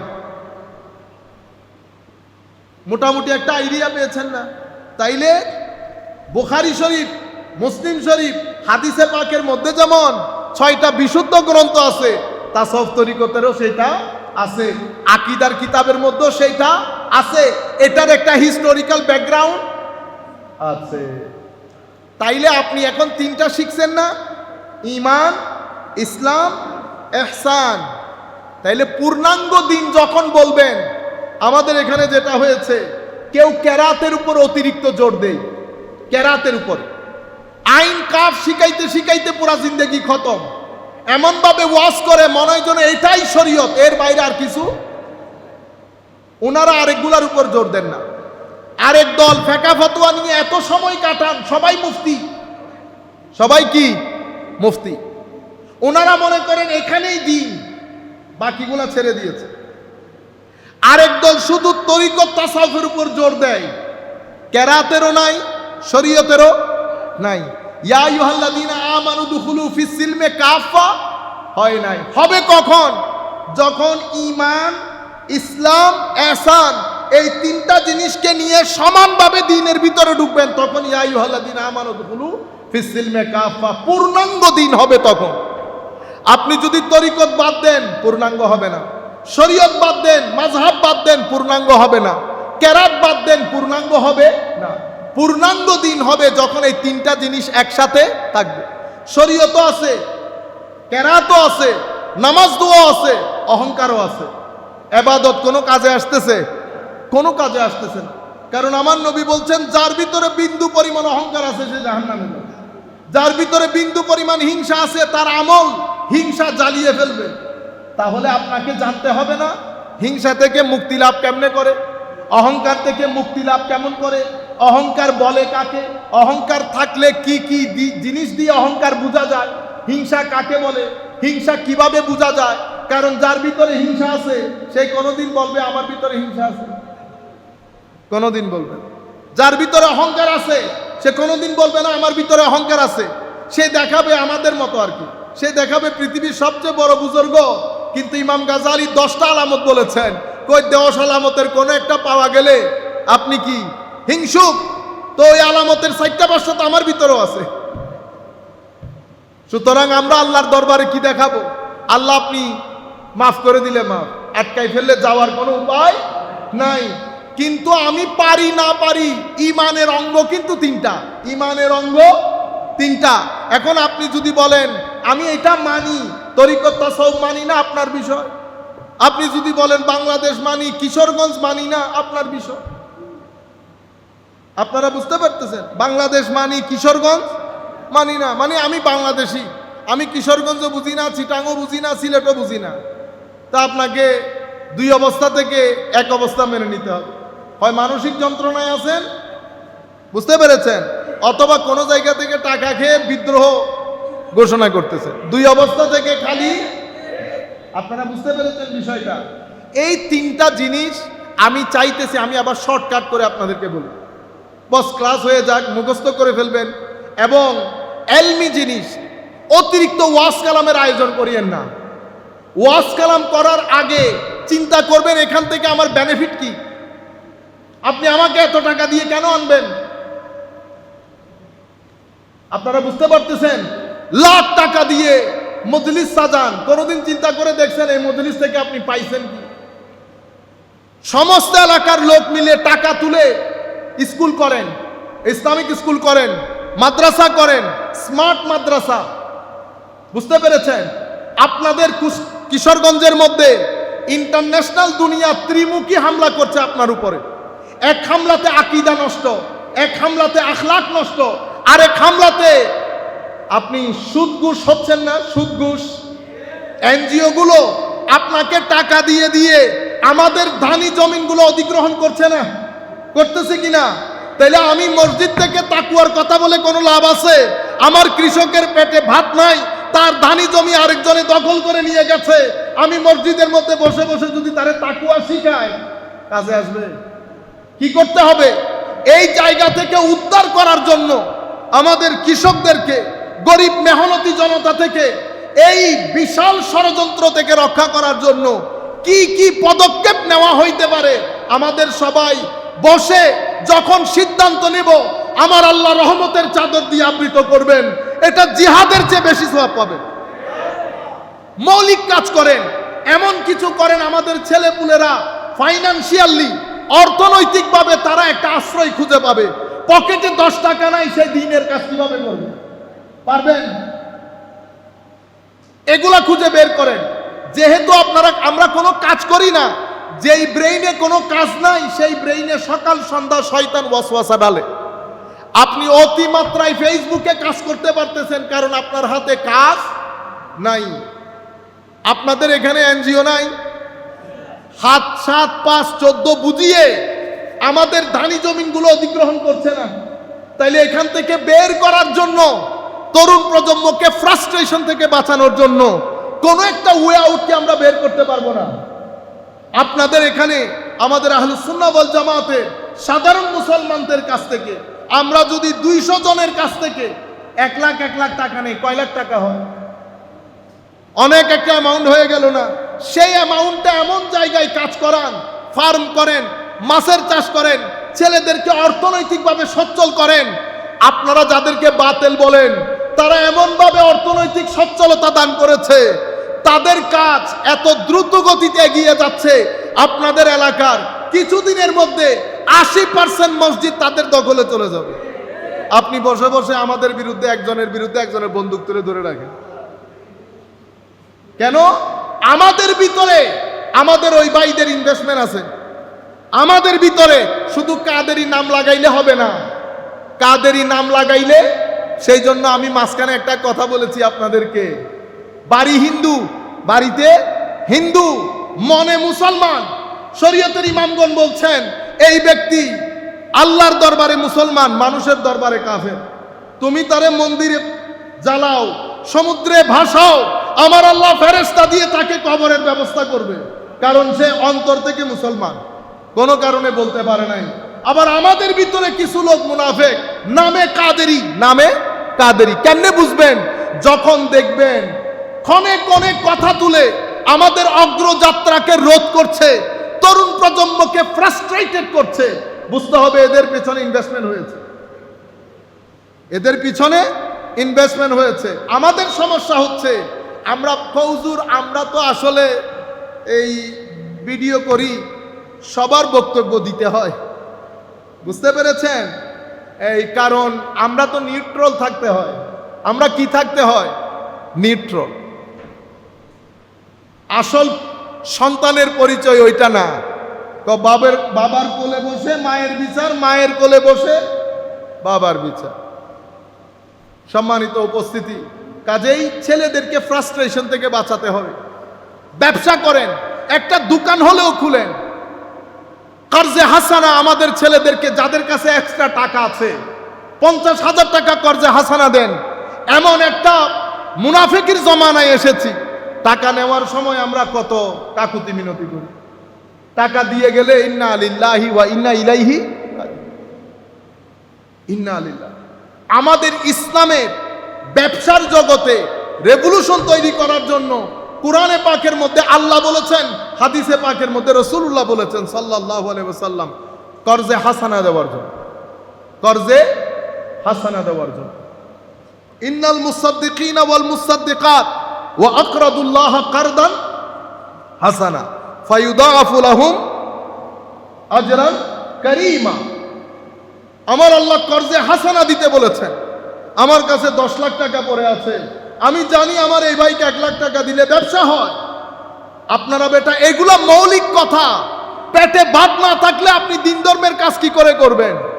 যাদের ব্যাপারে আপনারা বলছেন প্রত্যেকেই তাদের সংগঠন থেকে বেতন তুলে, সেই কারণে তাদের মিশনের কাজ সবার আগে, আমাদের মিশন সবার পরে। কারণ আমি আগে পেটের ভাত জোগাড় করতে হয়, এরপরে সময় যেটা থাকে সেটাতে আমরা দিনের কাজ করি। একজনে দিনের কাজ করে 1 ঘন্টা, আরেকজনে দিনের কাজ করে 12 ঘন্টা, কে আগায় যাবে?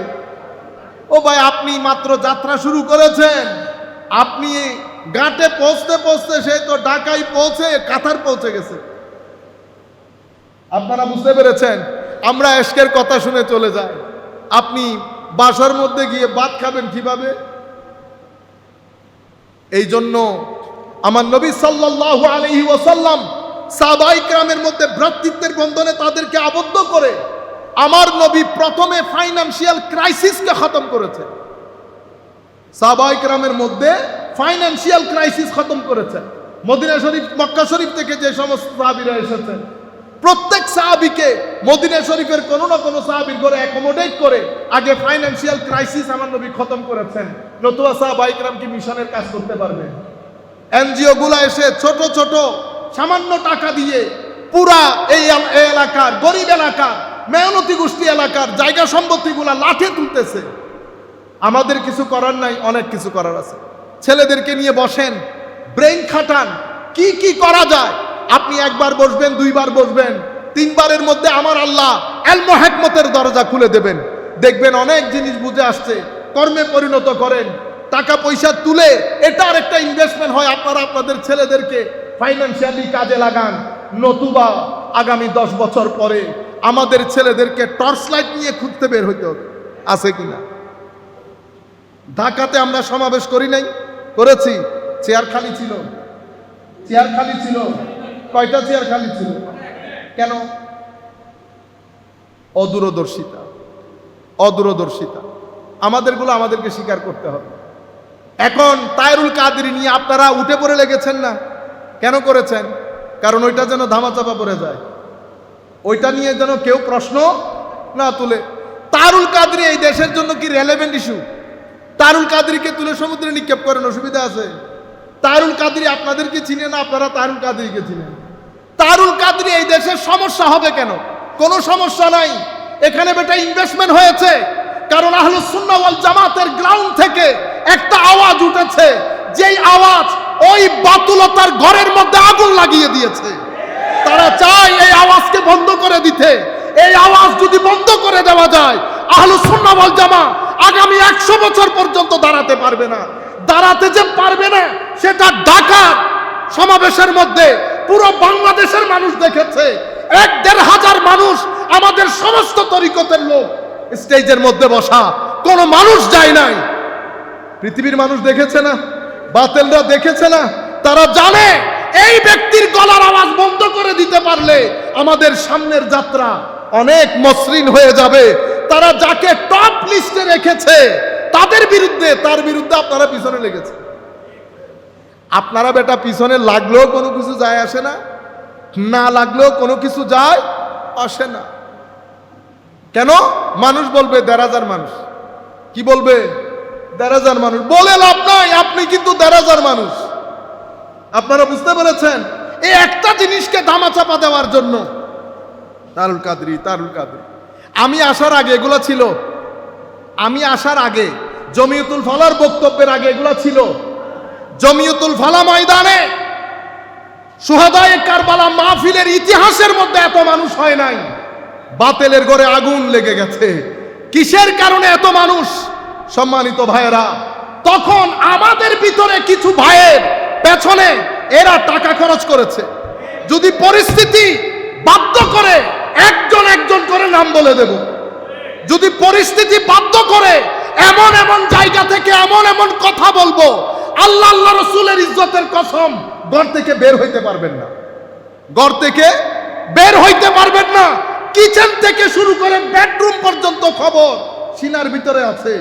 শুধুমাত্র সুন্নিয়তের তরুণ প্রজন্ম ফ্রাস্ট্রেটেড হবে, ভুল বুঝবে, শিক্ষিত সমাজ সুন্নিয়ত বিমুখ হবে বিদায় চুপ করে থাকাকে কখনো দুর্বলতা মনে করবেন না। আপনি যে বাদ পড়ে গেছেন সেটা সমাবেশ প্রমাণ করে দিয়েছে। আপনি যে বাদ পড়ে গেছেন, হায়া লজ্জা থাকলে চুপ করে থাকার কথা ছিল। হায়া লজ্জা থাকলে ঘর থেকে বের হওয়া বন্ধ হয়ে যাওয়া উচিত ছিল। কিন্তু একটা জিনিসকে ধামাচাপা দেওয়ার জন্য এখন দেখলাম 3 টাকার সঙ্গীত শিল্পী তাকেও দিয়ে উস্কাই দিয়েছে। ইন্না লিল্লাহ। কথা বলার ক্ষেত্রে এত নিচে নেমেছেন, যাদের ব্যাপারে বলছেন তারা যদি আপনার পীরের ব্যাপারে একই শব্দ ব্যবহার করে নিতে পারবেন, তাহলে কেন মা বাবাকে অপমান অপদস্থ করছেন? এদের পিছনে টাকা খরচ হয়েছে। নতুবা জমিয়তুল ফালা থেকে শুরু করে আজকের দিন পর্যন্ত তারুল কাদরির নাম নিছি। আমার 21 বছরের খেতাব, 2005 থেকে 2026, 21 বছরের খিতাবের মধ্যে আমার জানা মতো আমি 4-5টা খিতাবে হয়তো নাম নিয়েছি। 21 বছরের খিতাবের মধ্যে ইস্যু কি তাহরুল কাদরি? আমি মিনহাজুল কোরআন শিখে সেরেছি 2016 সালে। আর সম্মিলিত আহলে সুন্নাহ ওয়াল জামাতের সাধারণ সম্পাদক, উপদেষ্টা, সচিব কয়জন আছে মিনহাজুল কোরআনের? আপনি মিনহাজুল কোরআন নিয়ে সংসার করেন, আবার আরেকজনকে মিনহাজুল কোরআন বলেন। সাহস থাকলে বলে দেন সম্মিলিত আহলে সুন্নাহ ওয়াল জামাত বাতিল ঘোষণা করছি। কারণ এখানে মিনহাজুল কোরআনের লোক আব্দুল্লাহ আল মারুফ, ডক্টর আব্দুল্লাহ আল মারুফ স্যার ছোটখাটো আলেম। আল্লামা জালালউদ্দিন আল কাদেরী কি ছোটখাটো আলেম? আমি আপনাদেরকে বলে যাই, প্রত্যেক দরবারে কাসওয়াসা দরবার শরীফ থেকে ফতোয়া দিয়েছে। যেই দরবার থেকে ফতোয়া দিয়েছে তার আপন চাচাতো ভাই যিনি অনেক বড় আলেম, তিনি শাইখুল ইসলামকে মুজাদ্দেদে জামান বলে। তো আপনি এই দলে যান, আমাকে এই দলে যাইতে দেন। জামিয়ার মধ্যে জালালউদ্দিন আল কাদেরী সুন্নি কিনা? আপনারা ভয় পাইতেছেন? আমার বক্তব্য শেষ, এই মেসেজগুলো দিয়ে যায়। জালালউদ্দিন আল কাদেরী হুজুর সৈয়দি শাইখুল ইসলাম তাহেরুল কাদেরীকে বড় আলেমের রব্বানি মনে করতেন। পারলে উস্তাদের বিরুদ্ধে একটা ফতোয়া দিয়ে দেন, পারলে উস্তাদের বিরুদ্ধে। তো এখন ফয়সলা কি? ফয়সলা ভেরি সিম্পল। আমরা কেউ শেরে মিল্লাত উবাইদুল হক নঈমী সাহেব হুজুরের সাথে, কেউ আল্লামা জালালউদ্দিন আল কাদেরী হুজুরের সাথে। জালালউদ্দিন আল কাদরি হুজুরের সাথে যারা আছেন ওনারা যদি মনে করেন এখানে ভুল হয়েছে, খাতায় ইজতিহাদি একটা সওয়াব। এনারা যদি মনে করেন এখানে ভুল হয়েছে, খাতায় ইজতিহাদি একটা সওয়াব। অসুবিধা আছে? এগুলা নিয়ে তুলপার করে ফেলতেছেন। কাজ লাভটা কি? কি হবে কি? এটা দিয়ে কোনো লাভ আছে? তারুল কাদরিকে নিয়ে যদি সমুদ্রে নিক্ষেপ করেন কোনো অসুবিধা আছে? মানে এখানে এই বিষয়টা এই মুহূর্তে আসছে কেন জানেন? আমাদের এবারের বক্তব্য জাহাঙ্গীরনগর ইউনিভার্সিটি, জগন্নাথে, কিছুদিন পরে ঢাকা ইউনিভার্সিটিতে হবে, চিটা ইউনিভার্সিটিতে হবে, বিজিসি ট্রাস্টে হয়েছে। বাতেলের ঘরে আগুন লেগেছে, বাতেলের ঘরে আগুন লেগেছে। আমাদের মধ্যে কিছু রতি মহারথী আছে, তাদের পেছনে টাকা খরচ হয়। কি খরচ হয়? টাকা। নতুবা এই জোট বারবার ভাঙার কথা না। টাকা না থাকলে ভাঙবে কেন? আপনারা বুঝতে পেরেছেন? আল্লাহর দরবারে আপনারা দোয়া করবেন আমাদের ছেলেগুলা যেন ফ্রাস্ট্রেটেড না হয়। দুঃখ লাগে যারা কলেজ বিশ্ববিদ্যালয়ে পড়ে তারা আমাদের থেকে বিমুখ হয়ে গেছে। সুতরাং এগুলা বলে আর কি জবান? তা আপনারা কি মারামারি করতে চাইতেছেন? তা আপনি ব্যবহার করছেন, বেটা আমার ছেলে পুলে গালি জানে না, এরা কি বাংলাদেশের বাইরের লোক? আরেক বাইল্লা মৌলবী বলে ঢাকার মসজিদের মধ্যে বসে 3 টাকার মৌলবী, জবান দেখেন। তা আমাদের ছেলেগুলা কালকে যদি তোরে বলে ইন্না লিল্লাহি ওয়া ইন্না ইলাইহি, আমি প্রত্যেক রেসপেক্টিভ যারা দায়িত্বরত তাদেরকে বিনয়ের সাথে অনুরোধ করব, আপনারা হয়তো বুঝতে পারছেন না, সকালবেলা খতমে বুখারীতে যান, রাতের 10টার সময় ঘরে ফেরত আসেন খতমে বুখারী পড়ে। এই খতমে বুখারীর মধ্যে বাংলাদেশের তরুণ প্রজন্ম কোন রাস্তায় হাঁটছে আপনারা জানেনও, কারণ 11টার সময় খতমে বুখারী পড়ে ঘরত আসে। আপনি কেমনে জানবেন? এই 11টা থেকে খতমে বুখারী শুরু হয় ভাই, রাতের 10টা 11টা পর্যন্ত খতমে বুখারী পড়ি। এরপরে ঘরে এসে আমি কেমনে জানবো বাংলাদেশে কি হয়?